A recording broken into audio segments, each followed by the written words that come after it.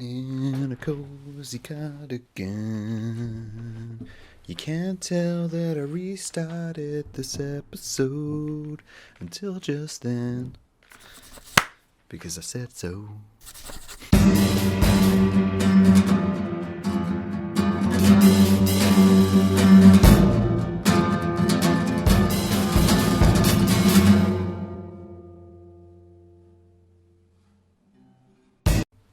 What's funny is that this is February, which is why I'm wearing a cardigan.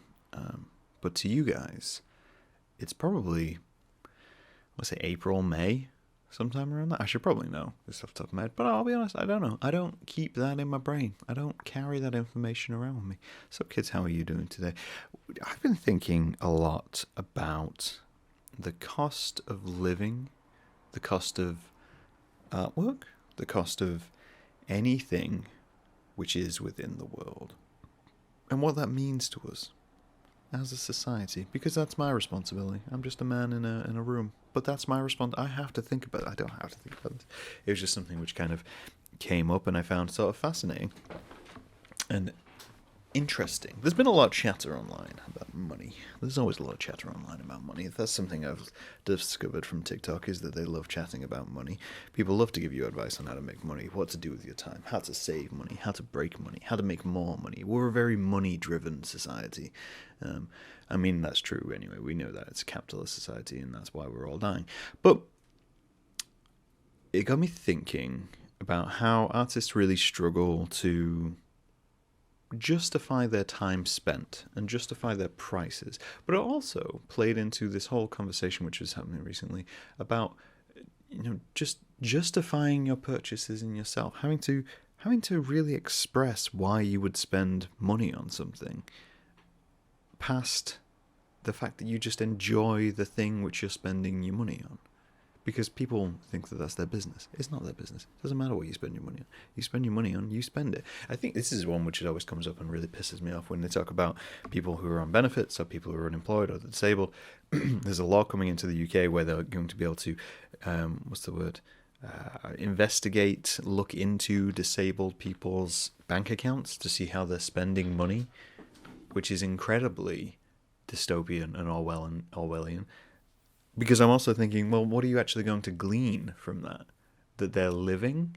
The reason they need benefits is because their capability of working is heavily reduced in most cases by the fact that they are disabled. So, I don't know. Maybe don't do that.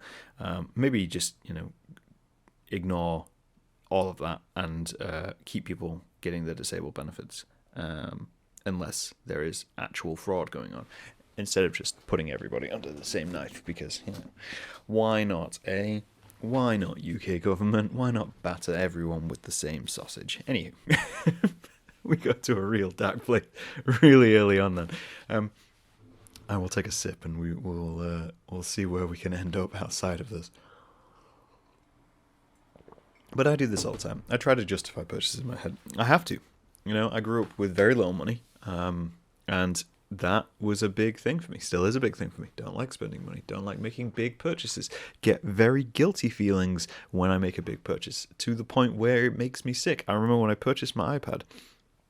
Purchased an iPad for my artwork in order to progress my digital drawing in some manner, and I made the purchase, and then I didn't eat for the rest of the day because I felt physically ill, even though I'd even done it the cheaper way. I didn't buy a brand new iPad. I bought a refurbished iPad off Music Magpie, and I waited until it was a specific kind of deal and that I could get the one which I wanted. I think I waited about half a year to make that purchase.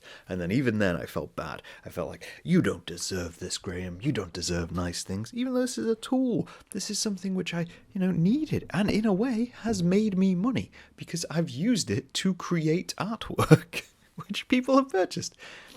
It's all very mixed. Anywho, we justify these purchases, and I was wondering how people justify purchases in their heads. It's one which comes up a lot when you talk about media and you talk about films and you talk about games. People sit down and they look at the price of an item and they say, is this going to be worth it? Right? Is the industry charging a fair price for what you're about to see. And I think with films is probably the easiest example, right? It's probably the easiest example to look at and do the math in your head, because you sit down and say, okay, I'm going to watch a film, right? A film, a movie, whatever. It's probably going to be about an hour and a half long, maybe 2 hours in some cases, but usually about an hour and a half long, usually about 90 minutes. And you sit down and you go, okay, it's about 90 minutes. If I'm going to the cinema to see this, and I got some statistics for you here. I did some pre-research because I knew I was going to talk about this. Right, so a movie price in New Jersey is about $17, right? $17 to $18, depending on if you're in New Jersey, if you're in New York, if you go to one type of cinema or go to the other. In the UK, it's about 13 to 15, $12.99, 14, 50, depending on if you're in London, depending on which movie, cinema, whatever you go to. I was going to say franchise. Franchise is the word. So you're paying like $17, $15, 50. We're going to say 15 as a round number, because then I can justify the math in my head when I say the rest of this. So you're paying about $15, and you think to yourself, okay, I'm getting an hour and a half of entertainment for 15, right? Is that worth it? Ignoring, obviously, the fact that you're going to spend more money, ignoring the fact that you're going to buy popcorn, you're going to buy snacks. Even if you don't buy snacks at the cinema, you're still buying snacks, or you're making something to take with you. Even if you make something at home, you've still paid money for it, and you're going to pay to go eat it in a different room. And then you're going to get there, and then you got to take the subway, a car, taxi, however you get in there, you got to get there, which means you spend even more money. So ignoring all of that and just saying that a movie ticket costs 15, you do wonder, right? Because you're thinking in your head, what else can I get for 15? In New York, you can get about 3 coffees. That's a fact. in the UK, you could get 4 meal deals for that? 5 meal deals. If a meal deal's about £3, you could get a bunch of food for that. You could go and buy a bunch of cheap DVDs. You could see multiple films for the price of going to see one film. So what are you paying for? Are you paying for the fact that it's just released? Are you paying for the fact that it's not out on home media yet? Why am I paying the price that I'm paying? And what I think also becomes interesting here is there's just this idea of blockbusters. Essentially the film industry is failing. If you're unaware, let's digress a little bit. Let's just jump to the side. If you didn't know, film industries are failing. The film industry is failing because of movie studios putting too much money into films. Which sounds insane, right? It sounds stupid. They're putting so much money into movies that if that movie doesn't make X amount of money, which is usually like 2 or 3 times the budget, it's considered a flop. Now, we all know that the budgets for these films are in the millions. So they have to make millions from this film that they put millions into in order for it to be classed as a success and therefore be a viable product. This is why original ideas in film are steadily being pushed into more indie and underground places, because mainstream cinema has fallen on its back. It can't get up. It can't get up because they're unwilling to take a risk on cheap films and new ideas, because they just assume they have to put in all this money. I remember there's an interview with Kevin Smith where he was taking, I think this was after Clerks came out, and they were talking about how he made Clerks for something like $30,000. And he put it on his credit card, and he did that off his own back. And then he sold the movie, and it was great, and everything was cool. And then he approached the studio, and it was like, "Oh, well, we want to make your next movie. Let's talk about making your next movie." And he got the number, and the number he was given was something like $2 million. $2 million. He'd made his last movie for $30,000. $2 million. And he was like, "Why is this what are you talking about? Why is this a $2 million? We don't need $2 million. We could make it for, 100,000. And the movie studio said to him, "You can't make a movie for less than $2 million. You can't make a movie for less than $2 million. And this was, you got to think, this was way back when. This was like in the 90s and the 2000s, where obviously you add inflation to that. They probably tell you now that you can't make a movie for less than $4 million. And that's, again, insanity, because you got to think, you got those £15, £15 ticket sales have got to add up to past that amount. It's got to be a big success regardless. So they're reliant on these properties which they know will get bums in seats. It's why they won't let anything die, because they have already a dedicated fan base which they can push on to. And essentially, film studios just out there, you need to spend less on the films that you're making. Let's just digress a little bit. You do. You need to spend less on the films which are being made, and you need to take more risks on small projects. And fund small projects. It's so much cheaper for you to fund a small project and have a success than it is for you to make whatever film is coming out next. Just throwing that out there. If any accountants out there need to know, that's the situation you've put yourself into. Congratulations. Move on. Stop creating hyperbole about absolute nonsense films. Anyway, so as a human being, getting back to my statistics, as a human being, I feel this way. As a human being, I feel.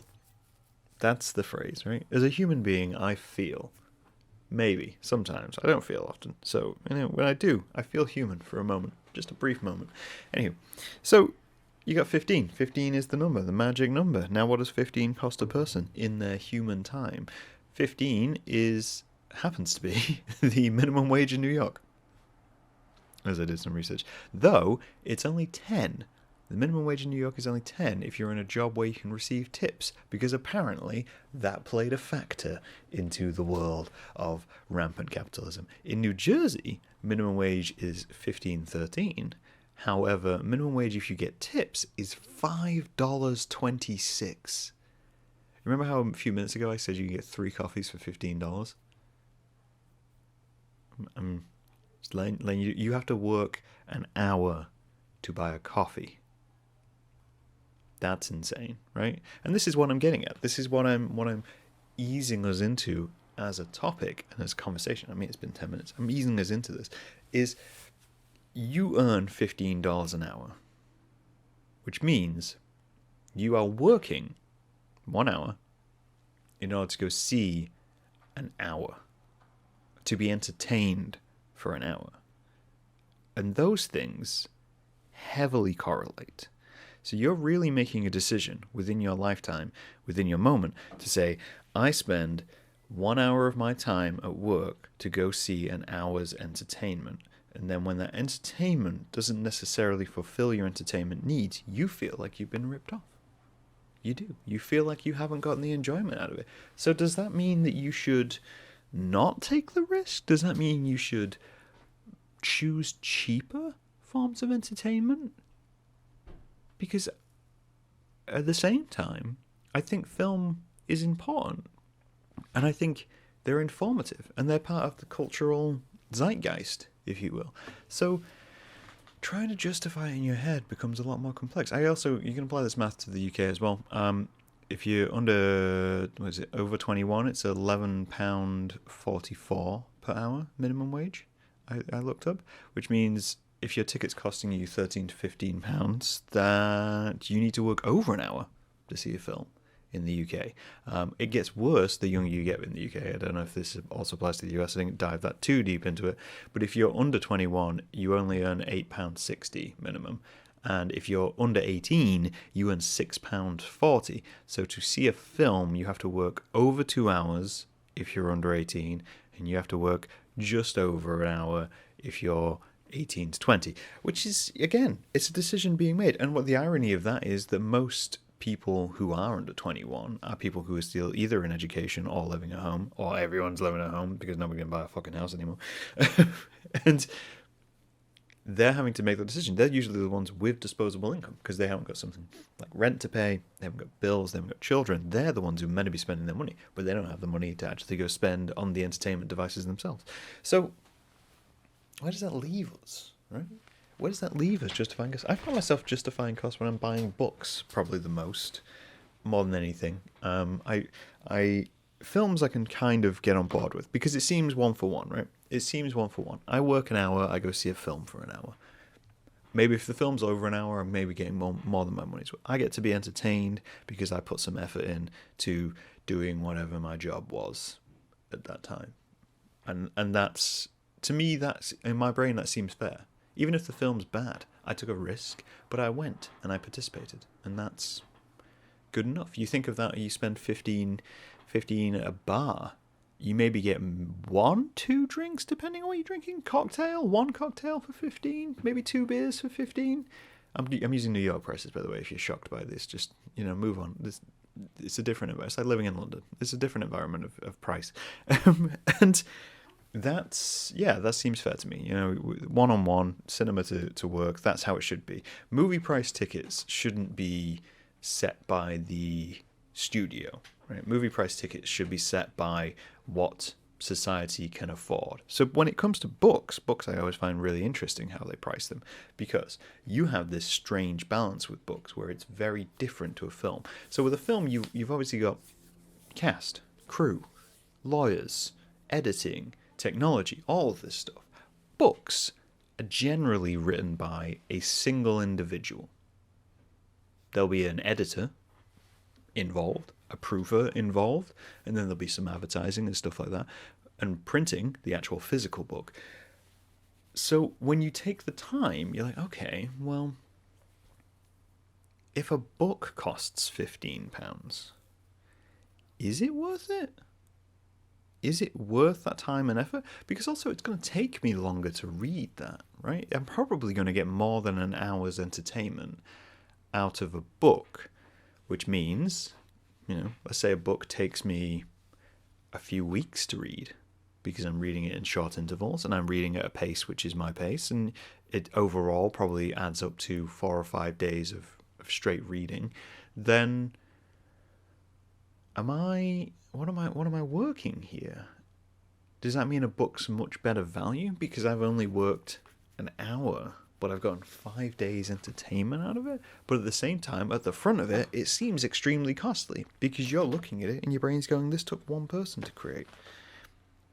It took that person, though, and this is the other side of the coin, it took the person creating it probably years to make, probably years to write. It might have been a very, very long process to bring that to fruition. I do this all the time. I have this problem where I'm trying to price my work. And I can give you a very clear example recently. So the calendar, which I put out, I know I talk about it a lot, and apologies for that.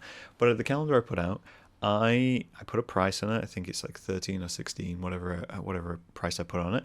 The price I put on it is a loss price. It is, compared to the time I put in. Each illustration probably takes me 4 hours. You have 12 of those within an issue, not to mention graphic design time, not to mention proofing time, cost of printing. Generally, the only time I make money on a calendar is if the pre-sale went very, very well. And I'm a small-time artist, so I can guarantee you I break even. I break even on these things. And then I have to figure in shipping. I have to do all the shipping stuff. So, again, I'm pricing that at a loss, but I price it at a loss for a very good reason. And the very good reason is that these things should be accessible. I don't think I can justify selling something which is an everyday product like a t-shirt, a calendar, a postcard, a zine, which is over an hour of your time. Because I'm aware in my head you've worked for that money. You've had to go out and you've had to do something to earn that money. And you spend an hour of your time to get that money, and then you're going to hand that to me. And I think 1 for 1 is the way forward with that. 1 for 1 is the way forward for me to be like, hey, cool, we're good. We're good on this. I recently finished an illustration. I finished one for Pancake Day, which is in February, if you didn't know, February 16th. And I finished an illustration when I was doing that day, and I looked at the time. It took me about 2.5 hours to do the illustration, and I was sat thinking, what if I priced things based on the actual time which I took to create it, right? If we priced things on that, your prices for everything would be hugely disproportionate, hugely ranging, because you think, okay, well, I spent 2 hours on that, so even if I pay myself minimum wage, that's $30, right? That's $30. That's UK wage 12, so it's 24. So that's £24 or $30. So what do I do with that once I have it? Okay, so for me to make my money back, I'd have to sell 2 t-shirts at 15, right?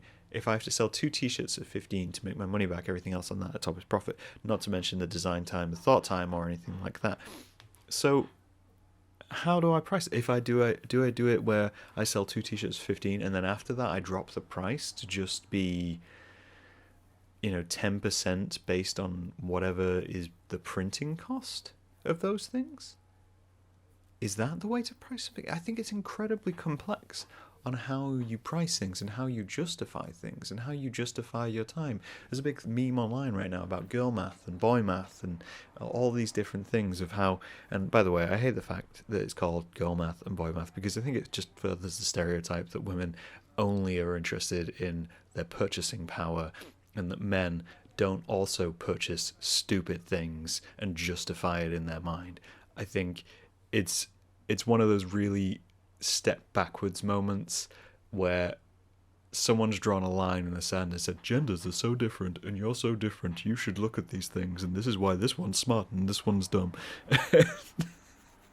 When in reality, it's just human beings walking around trying to justify their prices and trying to justify their existence. It comes up a lot in games where someone looks at the price of a game and says, oh, this is £50, and this is £60. Oh, is that a lot? How many hours gameplay will I get out of this? If you pay that amount of money and you're getting hundreds of hours of gameplay out of it, do you even have a foot to stand on to not justify that price? The amount of work it took to get it to the shelf in the first place. And it's, again, we go back to films. You're paying millions to get this film made, and someone's complaining that it's £15 or $15. And again, this all should link back to how much the society actually has available to pay for these things, and companies should take bigger risks. I'm all over the place with this. But pricing your work it's a struggle, right? It's a struggle. Like we talk about the calendar. If each one of those takes me 4 hours and I pay myself minimum wage for each one of those things, and I have to do 12 of them, that's a substantial cost for me to produce a single calendar. So I have to spread that out over multiple calendars, and then I have to spread that over the cost I'm going to have to upfront to print those calendars and bring it back to me. And it's a whole list of cost of living items, right? And how it's almost impossible for us to have a standardization of cost of enjoyment and entertainment. I love stuff which I can do for free. I do. If it's free or it's costing me very little money, it doesn't really even matter to me how great it is, because I love the fact that it's not costing me much, because I'm equating it in my brain to the time worked and whether that time worked was worth it for the thing which I'm going to go do, right? I go see a show, and I go to a gig, and I go to an event, and I pay $30 for a ticket. And then I'm thinking in my head, how many hours did I work to go to this event? How many hours did I put in? And as well, I guarantee you, and this is a guarantee, that when you think of your job and you're thinking of, did I work to go to this event? Which hours did I work? You think of the worst hours, okay? You spend £15 on a ticket, $15 on a ticket, and you say to yourself, my God, I worked an hour to do this, and this turned out to be awful. Well, which hour are you thinking of? Are you thinking of the hour which was super stressful and nobody was doing anything right and all the pressure was on you and the world was just crumbling around you and you really want to dive into a hole or walk over to someone's desk and just slap them and say, will you stop fucking around? Or did you think of the half an hour that you spent on the toilet? Because or the half an hour you spent chatting to the person who sits next to you. This is what we should focus on. You should focus on your time at work and how, yes, you're earning money to survive. But when you equate it to the things in your life which you're entertained by, the survival money and the entertainment money should kind of line up, right? You should work enough hours that way you're making ends meet in terms of rent, in terms of medication, in terms of food, and you've covered all those hours. Those hours are the awful hours at work, right? Those are the ones which you don't really want to do. Those are the hours where you're like, no, this isn't me. I could live without this. And then take all the other space, all the other time, and just go, right, the rest of this time is for my entertainment. And that's when we should start questioning prices of things. And that's when you should start thinking to yourself, doesn't matter what I spend the money on now, because that money is for me. It's for me to get through the day, to enjoy myself, to live a little bit. You shouldn't have to justify these things in your mind. An artist shouldn't necessarily have to justify the price that they charge for anything. That's entirely down to an artist. You can't question that. You can question it from the point of view of, this is a lot of money. That's kind of a crazy amount of money. But you can't question it from their logic of wanting to charge it, because in their heads, they're thinking of it in one way or another. I don't really know if I even have a point to this. Just that when you think of your purchases, and when you think of the work which you're making, you should always just be trying to balance that accountancy within your mind of how much you make per hour, how much you're spending per hour. And if that worth is going to give you an hour's enjoyment, then is it worth the hour you worked for it? That's how I essentially line things up in my head. If I'm going to spend £100, $100 on a ticket to an event, I'm really going to have to sit and think, is the time and energy I'm going to expend at work worth me spending that 100? Or would there be something which I could do which is cheaper and worth the general experience of life to go see and go attend? Because if there is, I'm probably going to go do that one. Then I won't even need to think about the cost of it. I won't even need to think about justifying my purchase. Because overall, I'll probably have more fun. You can remove the guilt a lot by doing that. I'm not saying you shouldn't go to big events. I'm saying that big events need to wake up and realize that their business model is broken, and ticketing is broken, and movie industry prices are broken. And they're all broken for one very simple reason, that they've tried applying the wrong formula to these situations. And rather than looking at what the public has and spending their budget on that basis, they're looking at how much money do we push into things and can we charge people for? Because the bottom will fall out of it. If you're an artist, your time is valuable. If you're not an artist, your time is valuable. And that's the long and short of it.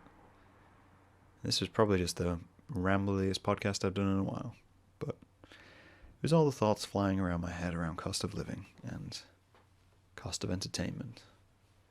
Because entertainment seems like the one part of life which gives us a very large amount of catharsis, yet we feel incredibly guilty for indulging ourselves in.